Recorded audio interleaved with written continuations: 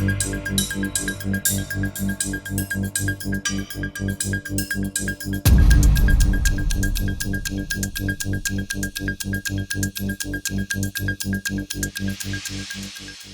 you're following the news out of Pakistan, there's one name you've probably heard a lot about: the Baloch Liberation Army, or BLA.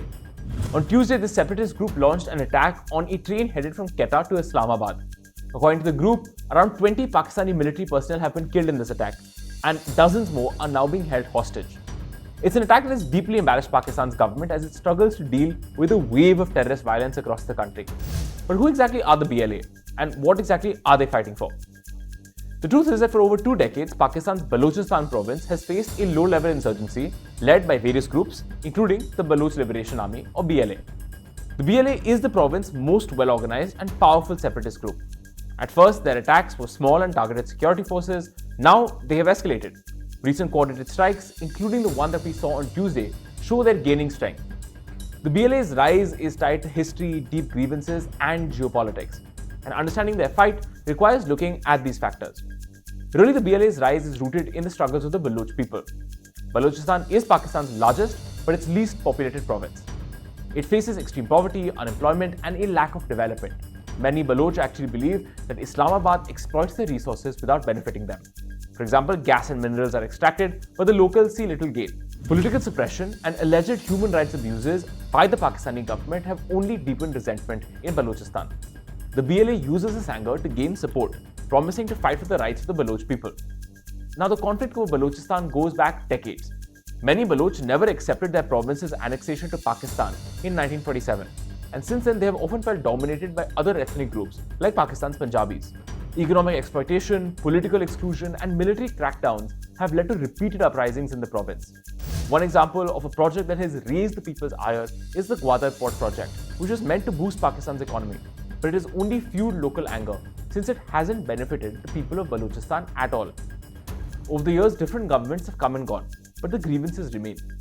The BLA continues to fight for autonomy or even full independence for the people of Balochistan. Over the last couple of years, the group has become a serious threat to Pakistan's government. In 2021, America withdrew from Afghanistan, and the subsequent fall of the government in Kabul meant lots of advanced US weaponry was left lying around.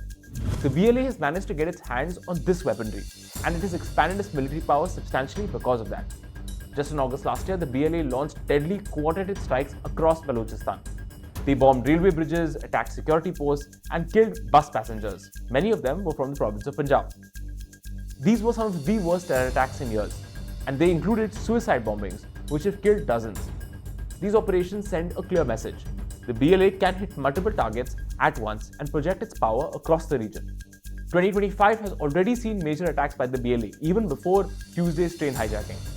The BLA is now growing into a threat to Pakistan's stability. Their attacks are deadlier and their capabilities are improving. Pakistan's government, however, has been increasingly unable to deal with the country's terrorism problem. Over 2,000 people have died in terror attacks over just the last 3 years. Many of them have been in Balochistan. Pakistan is also fighting off the Pakistani Taliban and is having equally little success with that terror group. A hard military crackdown, though, on the BLA is not likely to produce the results that Pakistan wants. That's because the BLA's fight is about more than weapons. It is about long-standing grievances, including economic marginalization, political suppression, and historical injustices that have fueled this insurgency. Without addressing these issues, the violence will continue, and a military solution alone has failed before. A broader approach, one that tackles the root causes of the conflict, is the only way to bring lasting peace to Balochistan.